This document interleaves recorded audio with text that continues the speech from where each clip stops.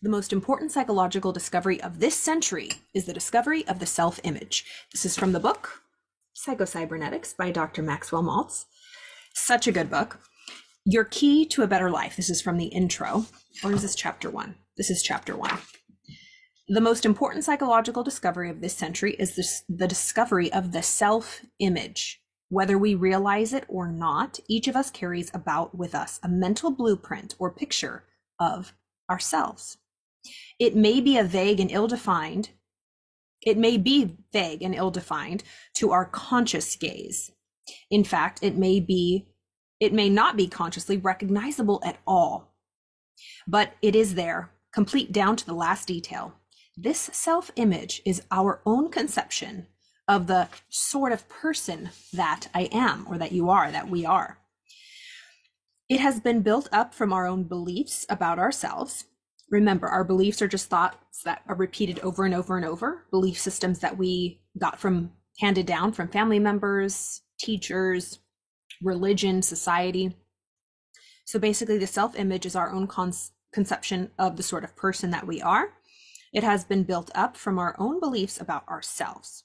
But most of these beliefs about ourselves have unconsciously been formed by our past experiences, our successes and failures, our humiliations, our triumphs, and the way other people have reacted to us, especially in early childhood. Basically, the conception, our self-image that we hold within, the most important one, is based on programming, experiences, mostly kind of painful ones, those deep emotional impacts, traumas.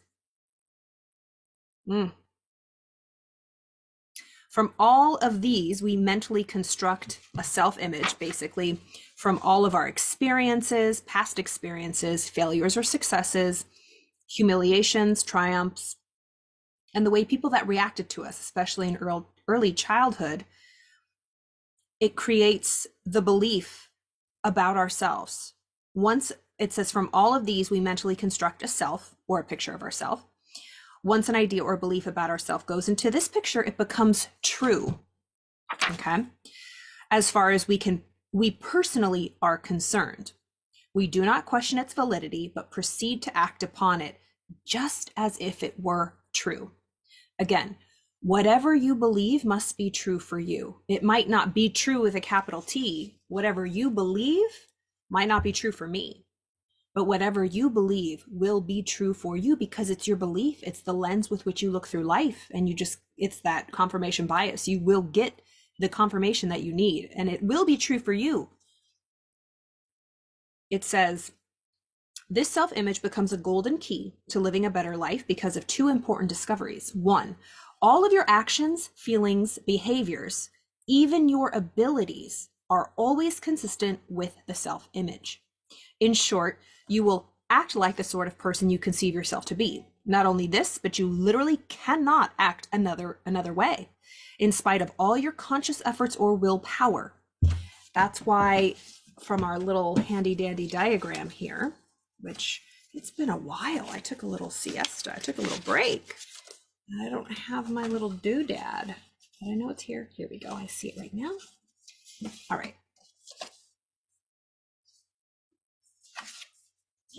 Thank you for your patience.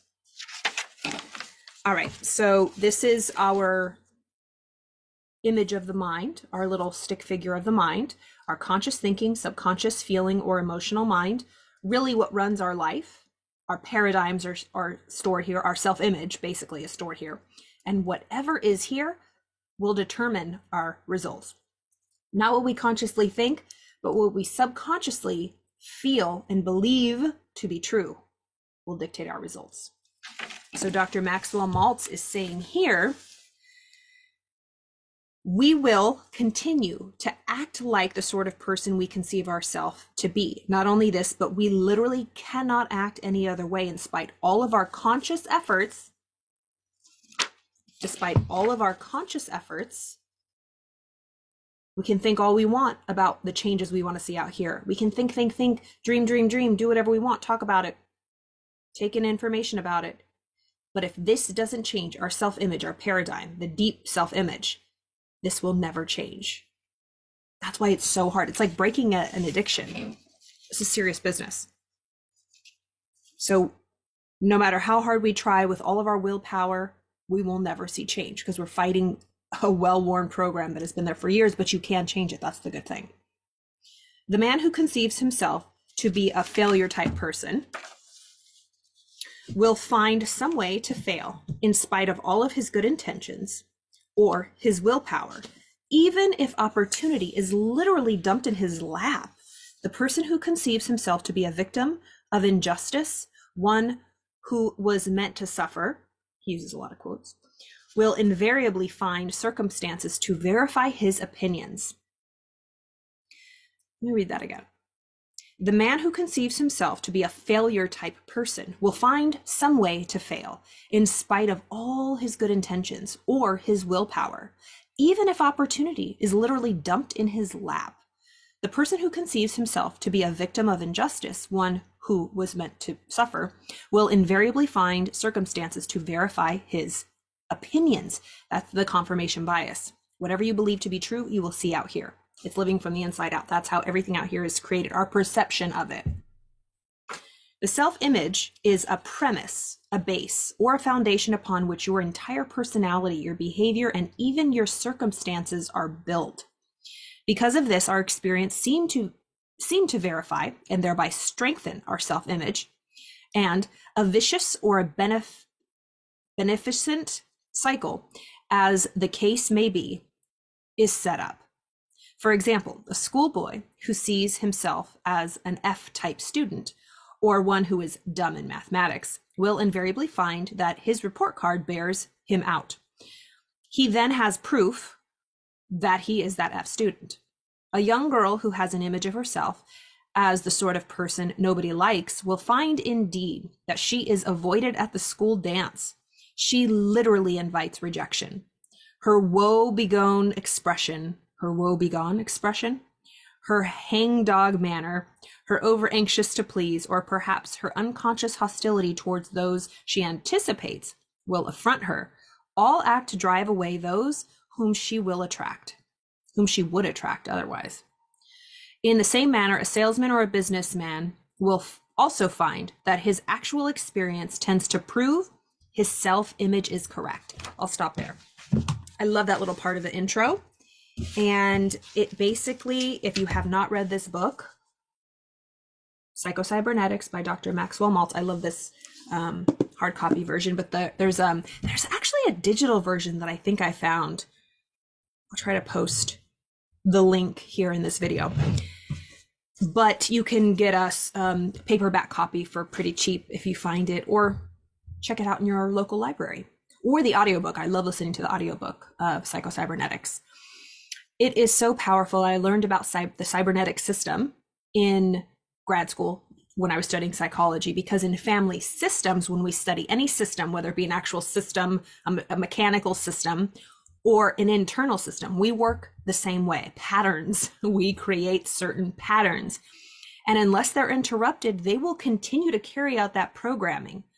For example, it was a heat-seeking missile, or the computer software that is in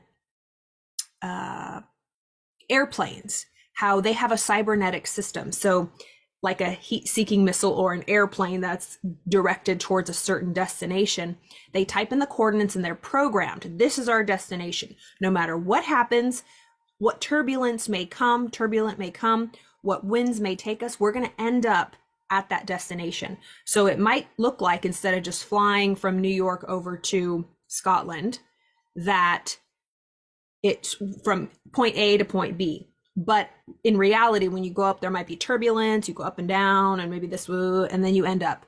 But the cybernetic system ensures that you will end up at that set point. Or in our circumstances, what we just read is, no matter what we change or think, whatever is set in that subconscious mind, our self-image, whatever temperature is set, which, remember, was programmed in from young childhood, just based on past experiences, failures, wins, losses, memories, traumas, whatever that self-image is, our outer world will reflect and match that image that we hold of ourselves. So if we want to change the image if we want to change how we show up in the world, how we see ourselves, how we move and walk and talk in this world, and the results we get, if we want to change our results in the outside world, Dr. Maxwell Maltz is saying we cannot get results that are better than our self-image. So whatever our self-image is, which resides in our subconscious, whatever our inner self-image is, our deep, deep emotional self-image, and it's not conscious, it's not words, will dictate our results. So for years when I was younger, I remember thinking, I was confident. I love myself. I get what I want. I'm amazing. But my results weren't showing that. They began to not show that. When I was younger, they did. It's like, oh, everything was easy to me. Things came easy. Whatever I wanted, I got. But then all of a sudden, it started changing and my results were not matching that anymore. So I went to the culprit. What new self-image how did my self-image change? Well, just when you're younger, relationships that don't work out, situations that fall through, disappointments, what other people say and think, judgments, criticisms, just over and over of allowing myself to believe a lower self-image. And then my results showed that. So I highly encourage you to check out Dr. Maxwell Maltz Psychocybernetics, all about self-image, which resides in our subconscious emotional mind. So although you don't walk around and say, I'm stupid, I'm ugly, I'm a loser, you sure feel that way. And then this is what comes out on the outside. And remember, it's not conscious. So I hope you enjoyed that. It's been a while. Happy to be back. Happy Monday. Have a wonderful day. I'll see you tomorrow.